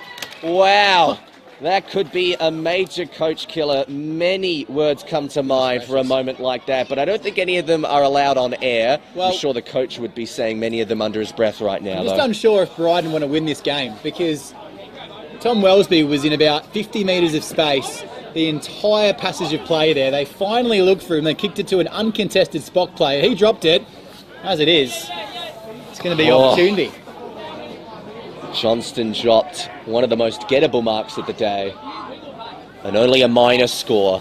They get off with that one. Definition of let off the hook, but can St. Peter's capitalise? They've been given opportunity after opportunity. They've been inside forward 50 more than Brighton have in this quarter, yet Brighton have outscored them in this period, and the lead stands at 29. 13-4, 82, 7-11, 53 Spock on the Sportal scoreboard. Saturday afternoon football. Don't go away. This one is not done. The margin might be 5 goals, but St. Peter's have had more than enough chances to get back in this game. Brighton want to put it out of their grasp. But again, I'm convinced they don't want to win this match. The amount of mistakes they keep making going inside forward 50. It's a team that just don't really have the confidence. And I guess when you get belted by 90 points in round one, you don't. But when you look at the scoreboard, you're up by 5 goals. Surely you get a bit of confidence back, Indy. Surely they should be saying to themselves, we have this game in our keeping. Yeah, Brighton just need to put the foot on the throat at the moment. That's probably what would be going off in their coaching box, that message, just putting the game away now and allowing for a more conservative fourth quarter. But they haven't quite done that here. They missed a scoring shot earlier. Ball thrown back into play. Comes down. The Crummers were waiting. They set up nicely from the centre clearance. Here's Wellesby again. Got onto the end of it. Was he taken in the little bit? taken a little bit in the back. the Umpire says it was fair. Yeah, I think the umpire deemed it was part of the marking contest. Yeah, and that's fair enough. It'll challenge Wellesby. A bit of a breeze has just come in. It's picked up, so we want to maybe flicker some grass into the L, though tell you what, the groundskeeping's been so good that the grass is probably too short to pluck a little strand out. Be more like a powder at that point. Throw some mud up, perhaps. Yeah, throw some mud up, go back to the pitch. Well, he won't have to. He's happy enough with the set shot. Read it perfectly. That's the goal that the doctor ordered. Wellesby, he is willing his team across the finish line. The margin is blowing out here, 6 goals. One of these teams was going to eventually take the opportunity, and it looks to be Brighton. We'll tell you what, Wellesby, Illingworth, Carthy, 1, 2, 3, they're the 2 players right now that are really putting their hand up for that beanie. There could be quite a few to choose from. Yeah. I've done all that without Blake Higgins. He is back on the field, and all that as Otis Carthy has an extended spot on the bench, the captain of Brighton here as well, looking to insert himself for one final rush in this third, or perhaps have a nice extended period off to really attack the fourth quarter. The contested footy, it's a contested game in the middle, but once it gets to the outside, the grass is green, the uncontested footy is king. They fight amongst themselves. That could come back to haunt them. Spock, can they march into an open goal? This time they take the opportunity. Oh, long-awaited goal. Wellesby thought he had put it beyond doubt. 30 seconds later, Spock say, we are not done. Well, as we approach the 26-minute mark, it's mostly just not letting the floodgates leak out too much further before this three-quarter time break, and they are very close to going wide open. But they do at least keep a small lid on it. It hasn't contained the rush of momentum that Brighton clearly have, but it at least just stops a bit of the rot. Just seeing Nick Michaels hobble off. He's got his knee taped for St. Peter's. Doesn't look too serious, but we'll keep a bit of an eye on that as well. There's not too much happening on the St. Peter's bench. Just pretty cool, calm and collected, knowing they've got another quarter to get back in this one. Otis Carthy watching on from the bench from a Brighton perspective. Looks like he might be off now into the fourth quarter. There's not much time left in this third. Just trying to provide some verbal leadership on this bench. Farquhar back in the ruck again with the tap. He probably hasn't, I wouldn't say he's soundly beaten Johnston today, but I reckon he would have maybe just gotten a couple more hit-outs. Johnston this time. Oh, the fend off and the clearance, if you don't mind, from Brighton. Wellesby got hands up, no mark. Now it's down to the Crummers. Can they space out well? Under immediate pressure there. Oh. They decide to hand it back. Higgins goes with the snap around the body there from Ben Tate. It's a high ball, difficult one to win. Allen trying to get involved. He's got some support on the outside. No one getting their hands too dirty though, because they wanted to keep the extra numbers around the contest so they could potentially rebound. No mark paid. Late mark paid to Ed Colley. He chips out to the other side. Oh, running fist coming in there. That was huge from Nigel Osborne. Could he go himself? He might just position it for the key forward, and tell you what, that's all he needed to do. Take a bow, Nigel Osborne. Tell you what, Indy, a couple of massive efforts. First in the middle at the beginning of that play from Blake McDonald. Chucked his body in there, attacked the footy like it was the last thing on earth. And then, as you said there, Nigel Osborne just read that ball. It was hung up on the breeze, and here we go. Jared Miller for goal number 2. He's had the strap around the nose all afternoon. He's had to breathe through his mouth all day, but he hasn't stopped him from kicking 2 goals and the last goal of the third quarter. What timing? Very nice timing there, and a comfortable third term. They call it the premiership quarter sometimes. It'll definitely be worth some premiership points on the ladder if Brighton can get it home. 15 goals for 94, 8 goals 11, 59. This Filming Footy Sports Interactive afternoon of Adelaide Footy League action at Brighton Oval has been exciting, but that was a dominant third term from Brighton. We're going to take a break now and bring you the final term after the break.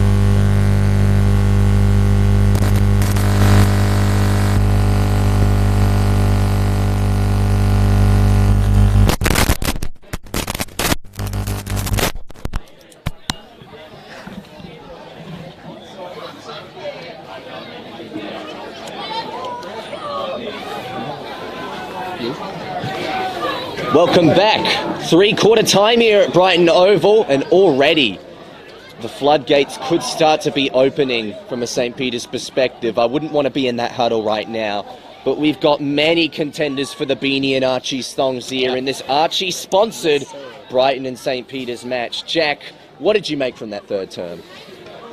Where do I start? Plenty of opportunities going forward for St. Peter's. They would have absolutely, this was when the game was on the line. Margin was 3 goals. Could have really cut that to 2-1, put Brighton under a bit of pressure. The forward 50 entries.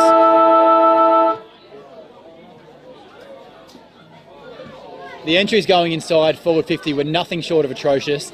Either they were kicking to an out number, not making their mind up, going for goal directly, and Brighton, the defenders back there, ate it up, and they were so cool, calm and composed coming out of defensive 50. Not only that, when Brighton were coming out of their defensive 50, there was hardly any pressure from St. Peter's to turn the ball over. Conversely, inside forward 50 for Brighton, the pressure their small forwards and their forward group, and in fact all around the ground, has been a class above. Coming off a massive loss in round one thing that you cannot coach is effort, and the effort has been by far and away on the side of Brighton this afternoon. 6 goals up at three-quarter time, nothing short of a 30-plus point victory will do the coach Brett Backwell, because the conditions are cool, there is a light breeze, there is no excuses, a chance to get some of that percentage back for Brighton with a comprehensive win. As we see Coach Mike O'Leary keeping St. Peter's in the huddle for a bit longer at three-quarter time. They only lost to the reigning premiers by under 5 goals. They would have thought that their season was off to a pretty decent start, and they've rocked up today. And yes, they're away from home, but Brighton were embarrassed by Glenunga last week, and they find themselves down by 6 goals at three-quarter time. Indy, it's just not good enough. Unfortunately, it's not, but another quarter of football still looms, and opportunities therefore also loom. Can St. Peter's capitalise on something in this final term of football to put together a huge potential comeback? Obviously, both of these teams not predicted to do too much this year, as we stated before the game, but still with lots at stake nevertheless. So it's been Brighton by 2 points at quarter time, Brighton by 17 at half time, 35 at that break, and it's the fourth quarter now. The one that matters.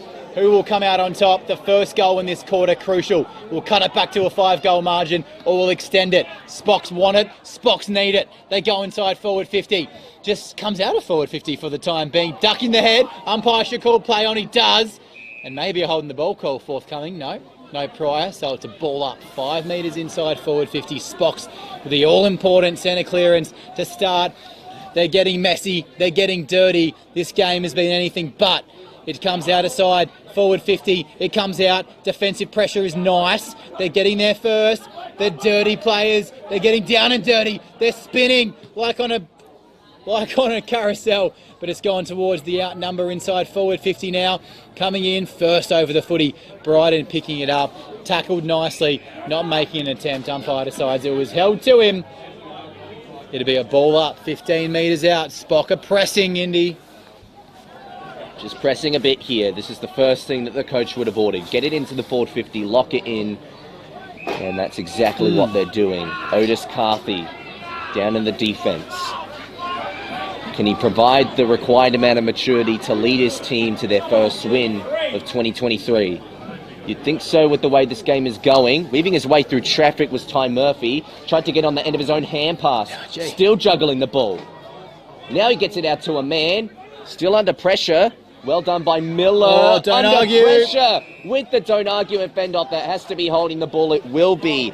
O'Loughlin, John Cox just biting off a little bit too much more than he could chew there. Now Hugh Hazeman. Great tackle by Hazeman. Stuck it when it really mattered, Indy. Hazeman looks on. He's still unsure. There's so much traffic to weave around. This is worse than peak hour. Oh, comes down. No mark. Crunching tackle over the top. St. Peter's claiming a drag in, but yeah, they do. Umpire having none of that. I mean, the ball came to him while he was on his feet, so no prior. Great tackle. Roughly 20 metres out in front of the St. Peter's goal, not on a particularly acute angle. Here's Hazeman again. Ooh. He got the snap accuracy on point, but the distance wasn't quite there. Another wayward St. Peter's scoring opportunity. Story of the afternoon. I mean, with that, 20 scoring shots to 19 in favour of St. Peter's, and they're down by 6 goals, 34-point margin. Disappointing, but still time. Momentum is massive in footy. We see when clubs can convert 1 or 2 goals, it could often lead to 4, 5 and 6. It's a big roost. It's coming out towards the centre circle now. It's there now as it bounces truly in the mud. Surprising, it would have got stuck. Illingworth, he's been great. Spins around, and within a flash, it's inside 50. Brighton today have capitalised on those with aplomb. Coming out now, Spock. They look to counter. Can they catch Brighton sleeping? Coming at it hard, Stuart Rattray in his first senior game, out of side. Huey Hazeman wants it. He'll get it now, or will he? Closing fast, Warner. Gee, he took strike. Warning, warning, they're going forward again. It's a wrestle, it could be a mark. Did the ball hit the ground from our angle here? Credit to umpire Rush on the wrong side of play. It did appear the ball did make contact with the turf. Well, was there a bit of a hold in there? That's the other question. Was that what the players were pleading for? No one's quite sure. It's in forward territory for Brighton now. That happens in the blink of an eye in a game like this. Wellesby gets it off to a teammate. Wheatra off a snap. Well, pressure on the snap. It's come back into the hands of the Saints. So Spocks, can they manage to get this one out of the defence this time? Just looks like Wheatra's cramping a little bit off the ball there as they try to get a bit of an exchange going. Hugh Hazeman kicks inward. We have someone loose with the injury. He's back on his feet, Wheatra, Indy now. So. Yeah, he's hobbling a little bit though. Can he stay out there, or will he be coming off? I think it's clear both teams have come out with high pressure intensity, but which team will be able to maintain that the longest? Good kick into the corridor there. Found a vacant man in John Rodos. He kicks further. Nice. That's a well-sided kick as well to Edward Allen. Mud covered on his back. And right now, he needs cleanliness on the ball. He decides not to take the responsibility and dishes it off to a teammate instead. Trying to get a look at who exactly he dished it off to. Brighton just lapsing on that inside 50. They expected Allen to go back and kick. He was only about 45 out. Defensive lapses often mean tiredness and fatigue.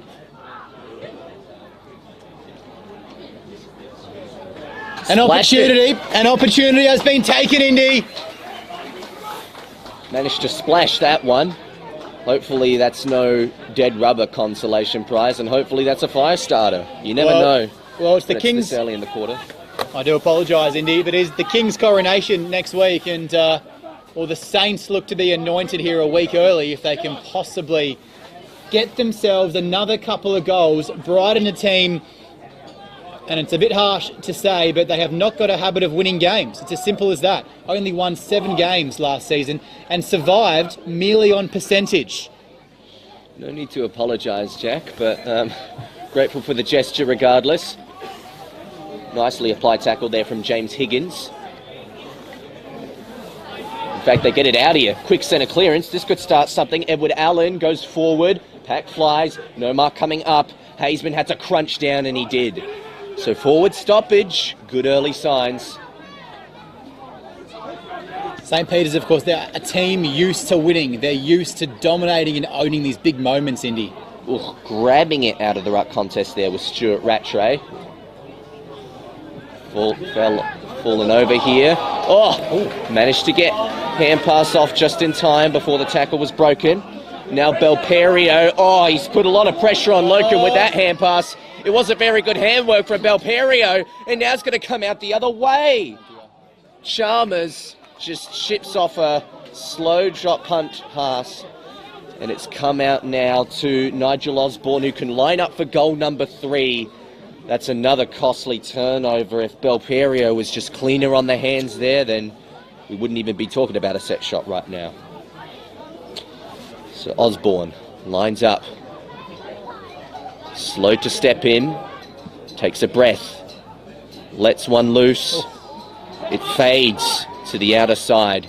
So a little bit of a lucky break there for St. Peter's. Yeah, look, the turnover, the option there for St. Peter's, he had to go backwards because going forward of play, there were about 3 or 4 Brighton guys out by themselves, as the St. Peter's guys from that initial contest had failed to get back onto their men. So, you know, made it hard, conceded a shot on goal. It was tough, not conceded.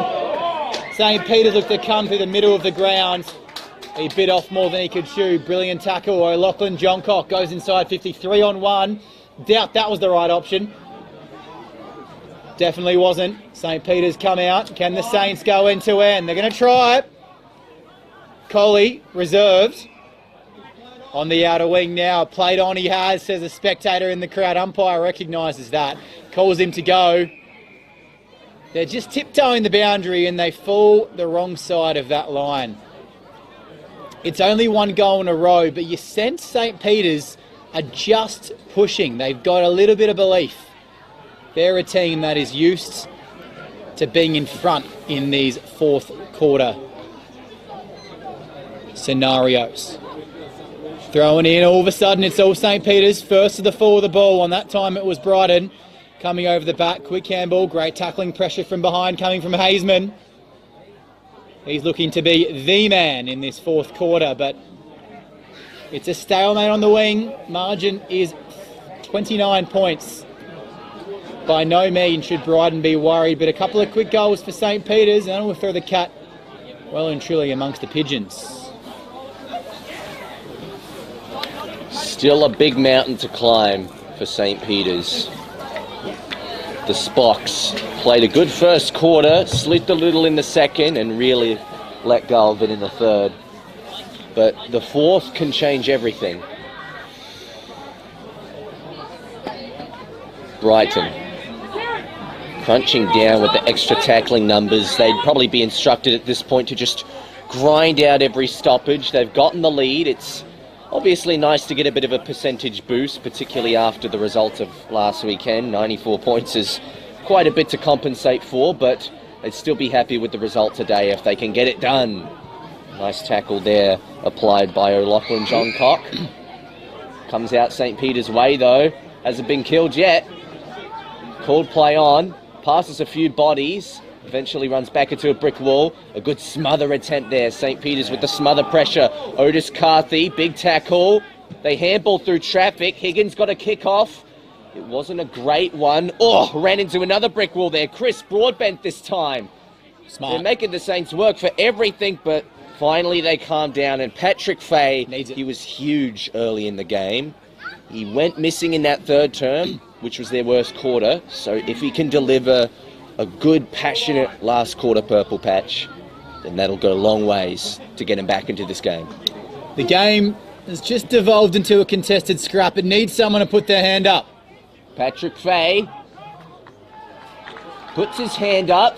So do the Brighton players, saying that they touched it, but the goal umpire was happier with Patrick Fay's. Oh, baby! Here we go. Here come the Saints. That was fantastic from Fay. Patty cake, kick yourself a goal. That he does. So the and margin... there's a few nervous Brighton officials just moving on their seat to the left of me here. I'm not sure if that's... Well, 23 points reads the margin. It's 4 straight goals to take the lead back in this one. They haven't led all game, St. Peter's. Back to the centre. Johnston in the ruck. He's been competing in a pretty 50-50 contest with Farquhar most of the day. Here's a clearance. Going the way of the Saints, but ball passing everyone. Tackle live by Hazeman. Smart. The other Hazeman, of course. O'Loughlin Johncock. Oh, slippery hands. What did they say back at school? Butterfingers let that one drop. Has he dragged it in? And Ben Tate, did he drag it in? He did. Brighton fans are not happy with that call, but it will come back to the Saints as Edward Allen. Risky kick into the corridor. They've got to weave their way around a bit of track, and then Roberts goes deeper.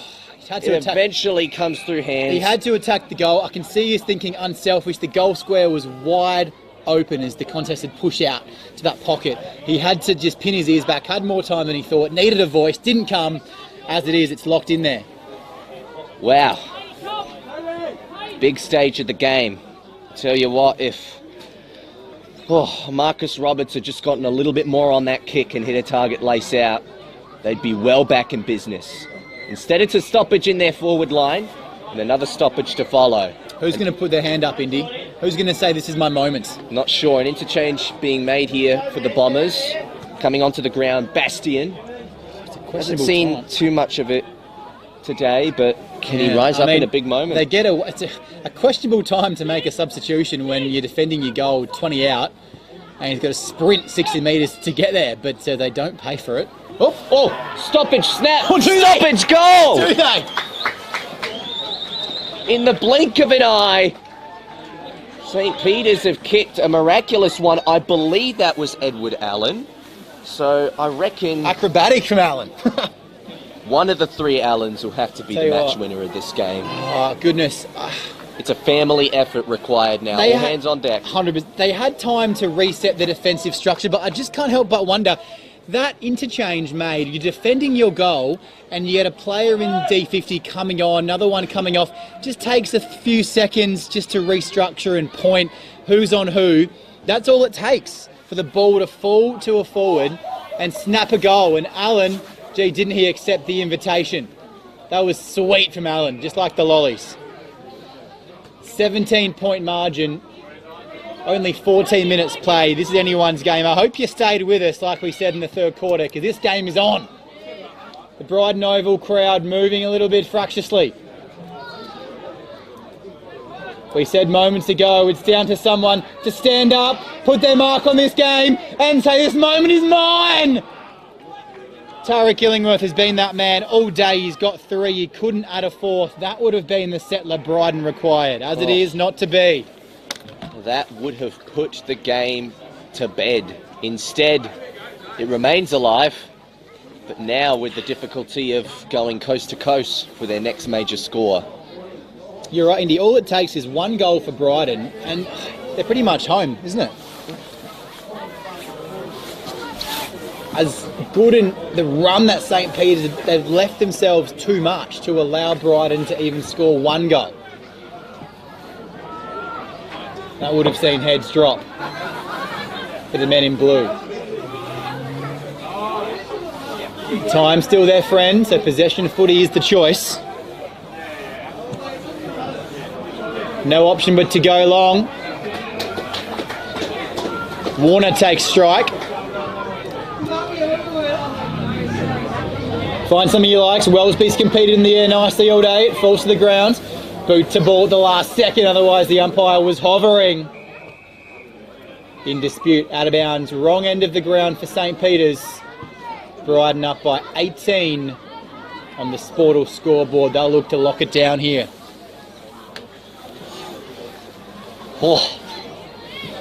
Climactic action going on around the country at the moment, and right here we potentially got a big finish coming up too. Will it spill over the boundary line here again? Yes, it will.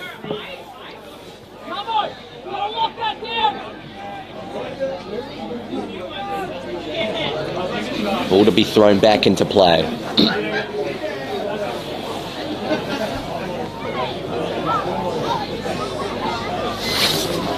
It's now with the added challenge of just having to really taken out of it and didn't get boot to ball. That could be costly. Harry Cudmore, the Northern Territory League player, wasn't able to get boot to ball. Osborne again. He's been big in this 4th. I tell you, from my perspective, it didn't look like he had much prior. It did look like he was making an attempt to kick. Umpire Rush disagreed with me. So Nigel Osborne to finally place the dagger well through the chest, the part which they've just been shy of today, and to get his 3rd goal. The sealer. Doesn't shut the gate. It's only a minor score. Just been told there's under 8 minutes remaining in this match. That would have done the trick. That being said, it's 19 points now. Could be an important point down the line. And that is an excellent point.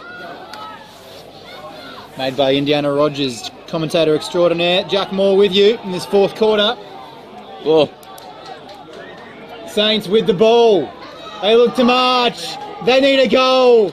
Bit of holding going on, bit of rattling going on, bit of shaking going on. He's picked him up like he's a rag doll, but he's put him down nicely.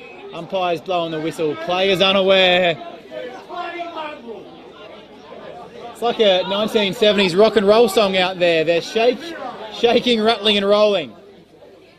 But no ground gain for St. Peter's in their quest for a goal. They need to find one and find it quickly, Umpire Rush. Bit of a shout out to Umpire Rush. He umpired the reserves game as well, so into his 8th quarter of footy this afternoon. Brighton look to break. Bombers on the attack. Handball turnover. He says no. He says no. You're not getting through me. Tried the dusty, don't argue.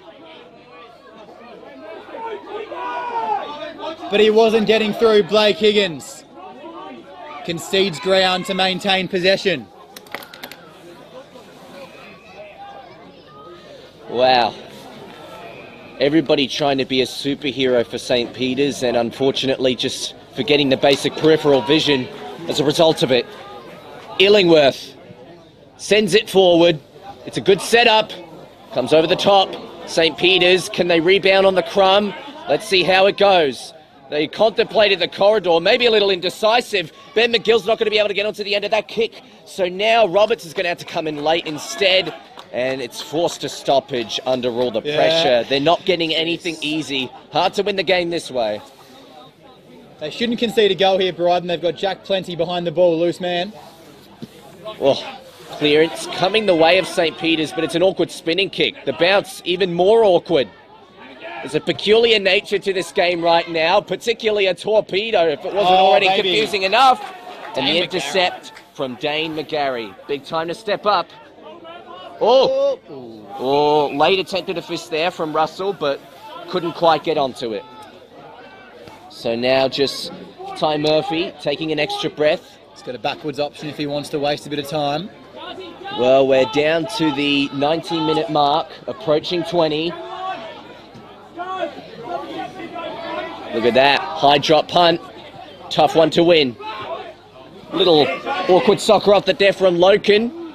Ducks ahead. Oh, threw it out. Played for it, threw it out, incorrect disposal. They're going to get a sniff here, but they haven't got much more time. It'll have to be crisp football from here from St. Peter's. Charlie Allen kicked towards the corridor, and then Cudmore kicked into the forward line. McGarry shot the mark. He sacrificed his whole body to get that one, but couldn't secure it with his hands. Nigel Osborne. Looking less and less likely the Saints are going to go marching in this afternoon. Osborne slows it up. To their credit, Indy, they've dropped Jack Plenty behind the ball. Lack of torque on that last entrance, but they've got enough players behind the ball now to take a couple of minutes off the clock. Closing quickly was Huey Hazeman. Not in time, Indy. Just chipping around and playing with it in the defensive half, Jack. Be disappointed to lose the game from here. Seagal plays on, perhaps not the right play, but he's got a 2-on-1, so I see why he took that opportunity. This is it, the last roll of the dice for St. Peter's. Got a handball, umpire Sesta said. Questionable decision. Crowd hate it. Misjudging the run of the ball. Marcus Roberts ran under it. They come again, but have they left themselves too much to do? Fighting for it at ground level, the game's become contested in this fourth quarter. Making a valiant attempt to dispose. Tackle stuck. Ball up. Brighton have now dropped 2 players behind the footy. Looking to protect this 3-goal lead. 19 points, meaning St. Peter's need to score 4 times in what's left of this match, and that's not going to help. Wheatra says, "I'll teach ya!" And he takes a beautiful contested mark outside 50 and will load it up. Wheatra doesn't take his 30. He torps it instead. It's an awkward decision in hindsight, and it didn't work for him either. Langley takes the mark, and time will get the best of them, you reckon? We're over 22 minutes in. Has it been a high-scoring quarter? And St. Peter's, despite trying to grind this game back on their terms, Brighton willing to go with them. And also willingness, speaking of, Jack Chalmers, very good intercept mark, right down to the turf with that one. They haven't lost any belief after today, Brighton, that's for sure.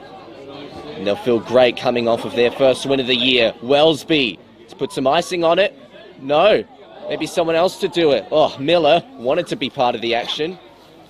Comes out here, spills, and St. Peter's will once again chip it off with some extra defensive numbers. They found a way to stop the scoring, unfortunately couldn't find a route to get some important scores of their own in this last term.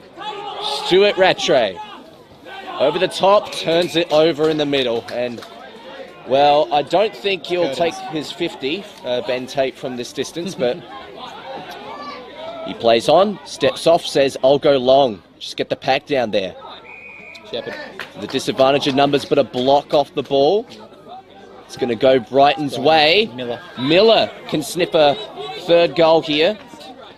Yeah, St. Peter's defender there, not letting Miller have his adequate and allowed run at the fall of the footy, giving away the free. And the curtains are well and truly falling on this afternoon for St. Peter's. We're down to less than a minute. They've been not converting their chances all afternoon.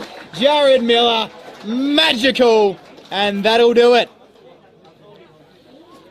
Margin 25, and that, Indiana, is a winning margin.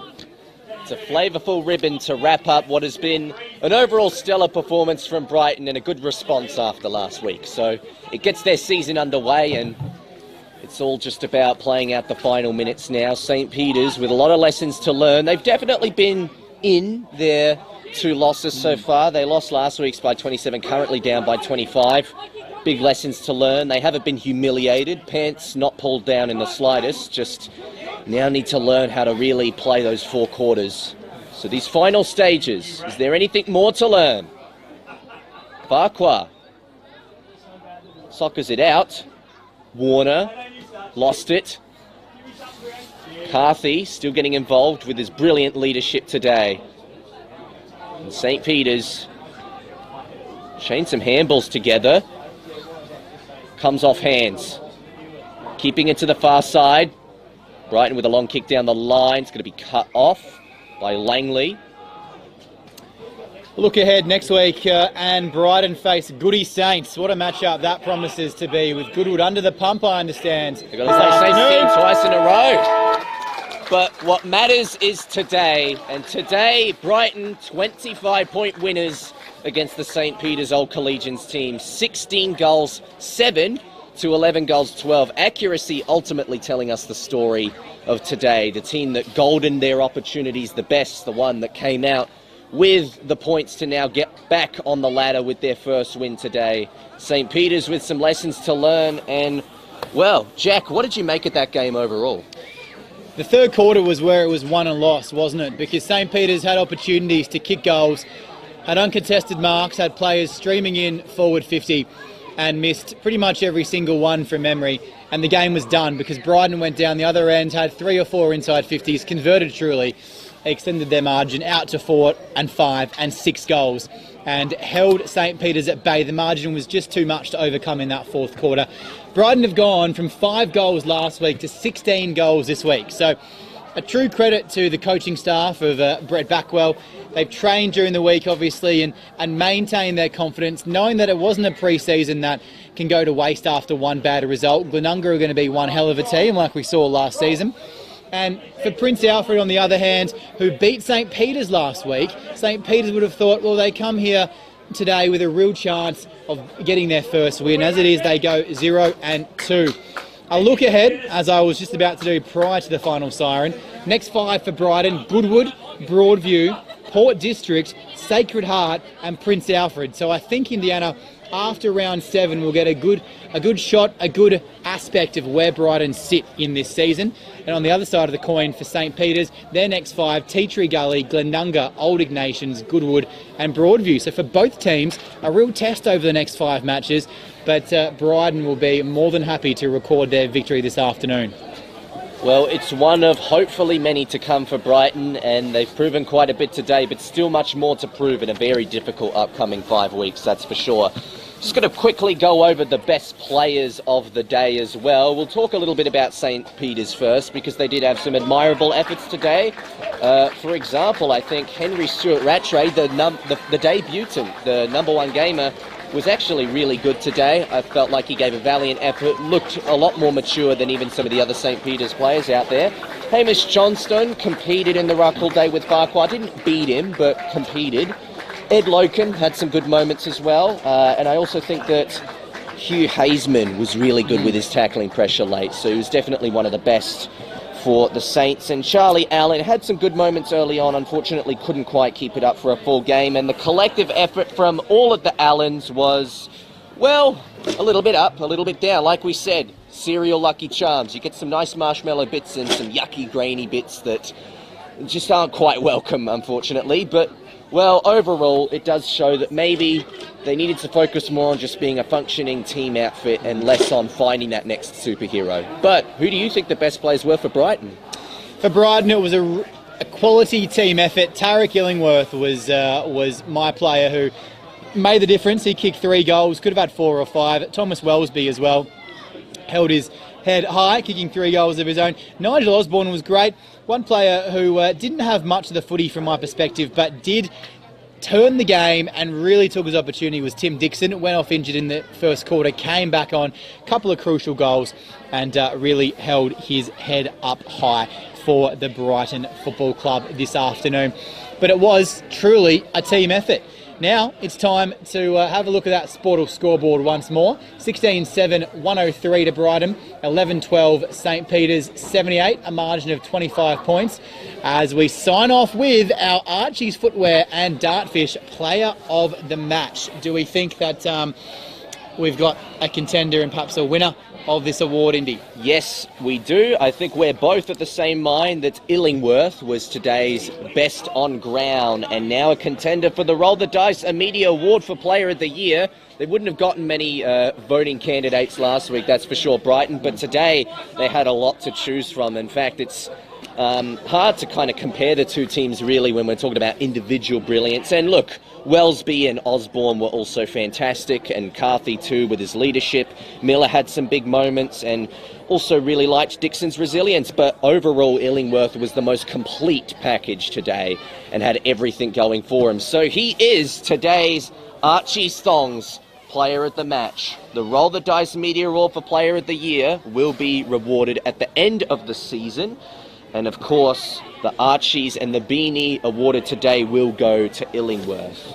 And that's pretty much all she wrote. So now it's time to conclude the game, and we're going to give the beanie and the thongs to our good man of Illingworth and get a nice photo of him. But first of all, of course, thank you very much to all of our sponsors today. The Adelaide Footy League for allowing us to do this. Filming Footy and Sports Interactive for allowing the coverage that we have on hand. The Sportal Scoreboard for providing scoreboards all across the country. Dartfish, of course, for the statistics and the beanie. Archie's for the thongs. And the Farmers Elite Winery at Padaway, Coach of the Week. So they'll look at the performance today and potentially see if they're particularly impressed by Brett Backwell's performance today. Indeed, and before we go, a quick whip around. We were lucky enough to have the most competitive match in Division 1 this afternoon. Let me take a look. Port District demolished Iggy's. That match still in progress in the fourth quarter. They're up by more than 80 points in that one. The Rams, Glenunga, up by just under 40 points against Tea Tree Gully late in the fourth quarter. Sacred Heart have demolished Broadview. That match concluding stages up by more than 10 goals in the fourth quarter. And it was Goodwood Saints who didn't rock up. Prince Alfred won that match 100-20 by 80 points. So we definitely had the most competitive fixture this afternoon. As Indiana said, it's a warm thank you to all our sponsors. Without them, we wouldn't be able to bring you this coverage. And for me, Jack Moore, Indiana Rogers, saying good afternoon from Brighton Football Club. We'll join you again next week. Filming Footy is where you catch all the action. Division 1 footy, every game, every round, stream live. We'll see you next week.